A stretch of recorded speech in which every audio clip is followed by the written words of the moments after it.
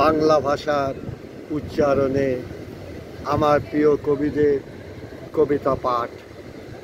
পুরীর সমুদ্র তীরে পাঠ করছি প্রিয় কবি ও সম্পাদক বিরূপাক্ষ পণ্ডার কবিতা ঠিকানা।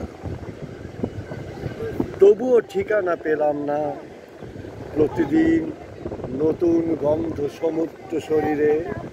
প্রিয় দিন লিপি যায় ঘন অন্ধকারে, অজস্র ভাবনার ঢেউ আছড়ে পড়ে বুকের পাঁজরে। এই সেই প্রেম প্রাথমিক পাঠ, বকুল বকুল গন্ধ, তারপর অতি প্রিয় হয় সব সুর ও ছন্দ। সময়ের মায়া কাননে পতিত হয় বীজ, চারা গাছ নাম নিয়ে ঘটে যায় সবুজ বিপ্লব।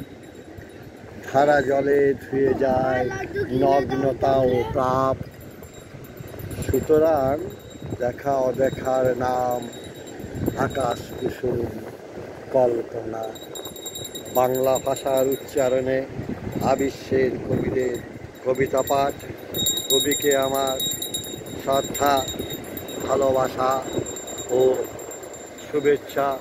কবির জয় হোক, জয় হোক প্রকৃতির প্রাকৃতিক সৌন্দর্যে এবং সৌন্দর্য পিয়াসী মানুষের।